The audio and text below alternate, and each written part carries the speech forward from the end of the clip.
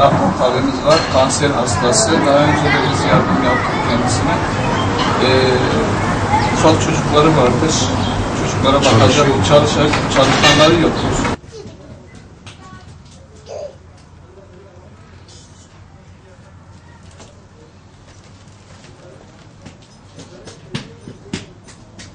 Bak da ben mutfağı çekmedim. Çek mutfağı. Ben de evin içinde diyeyim hanım mutfak.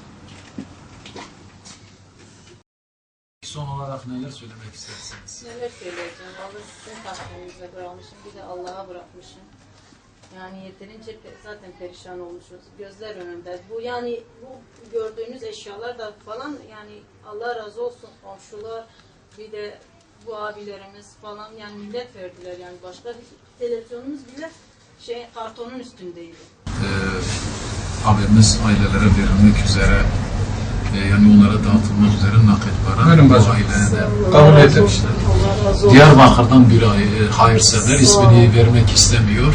Sırf bu ailelere verilmesi için göndermiş. Allah Teala hayırlı olsun. Sadece Allah'tan dileyim yani eşim iyi olsun, başka hiçbir şey istemiyorum.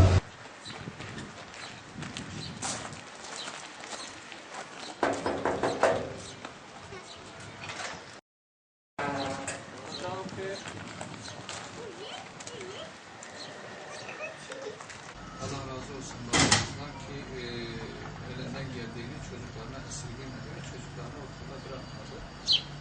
Şimdi Yani ben böyle ayakta zor duruyorum. Evet. Boğda pazara gidiyorum 10 lira 5 lira çıkarıyorum geliyorum ama yani zor geçiniyorum. Millet bana zekat veriyor. Her yerim titriyor. Şimdi Perşembe günü dedim ben şeye gideceğim, heyete gideceğim. Güne bana derece vermiyorlar burada. Niye vermiyorlar Bilmiyorum valla. Dedi yatakta olacaksın. Ferç olacaksa ondan sonra vereceksin. 45 Mantığa tane bak. raporum getir. İstersen getireyim raporum var burada. Evet, evet, evet. İstersen raporum getireyim. Kullanıyoruz tamam yok. Estağfurullah. Yapacağız dediler ama o da ondan daha beter. Ya gücüm yoktur yapma dedim işte. Böyle yapmışım. Yani gücün olmadığı için şu anda Tabii bunu gücüm yapıyorsun. olmadığı için gücüm. Olsaydı bir traktör kum getirdim yapardım bunu. Artık hasta oldum ben artık çalışamıyorum. Hayırsever Allah abimiz razı olsun. kendi ismini vermiyor Tamam, ki sağ olun. Allah katında Sağ olun. sevabı daha makbul olsun diye. Allah razı olsun. Bir hayırsever abimiz bunu bizim geldiğimiz muhtaç ederim. yetim ailelere verilmesi için abimize vermişler ve Teşekkür biz ederim. de bunu Rahmet Gıda Bankası olarak Allah size razı teslim olsun. ediyoruz. Allah razı